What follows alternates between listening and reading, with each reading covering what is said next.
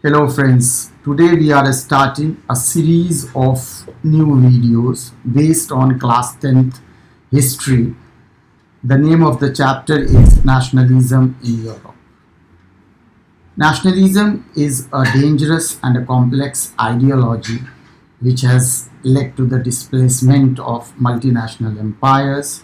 It has encouraged colonialism and imperialism. It has also encouraged the colonized people to fight against the colonizer, which we call anti-colonial movement or nationalism in India. What is most important to keep in mind that it is nationalism which has led to majoritarianism, which finally turns into fascism.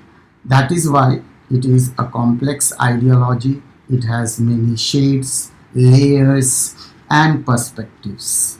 Therefore, we need to understand it in the historical context in which it arose and served various purposes. During 19th century, the ideology of nationalism led to the emergence of a nation state. A nation state constitutes of four important ingredients: population, sovereignty, defined territory, and centralized power. So at the first stage, you have to keep in mind that nationalism as a political ideology leads to emergence of a nation state, and it has four constituents. Now the question is, how did it develop? In other words, how did the idea of nationalism develop? So there are four important points that you need to keep in mind. First and foremost, it developed through the sense of number one, common belongingness, number two, common identity, number three, shared history, and number four, descent, that is the common ethnic background. Now we are moving to the third important question, that is, how was this idea of nationalism developed?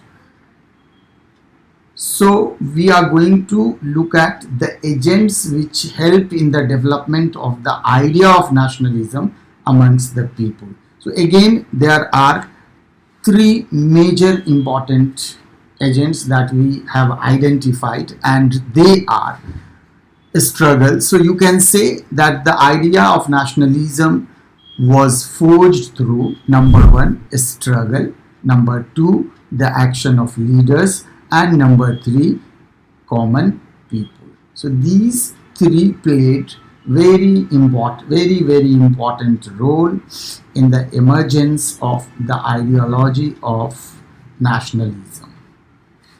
Now we are concluding it. So what we learned here, that nationalism in 19th century led to the sweeping change in the mental and political world of Europe.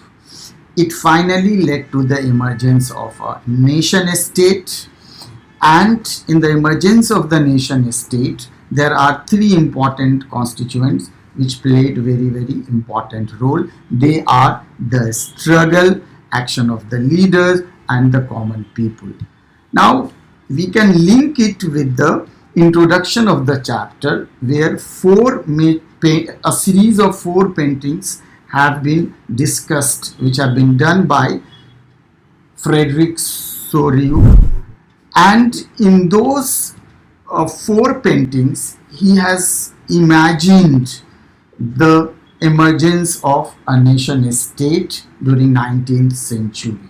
So now there is a question for you all. Find out what are the major features of the Soriu's painting. That's all for today.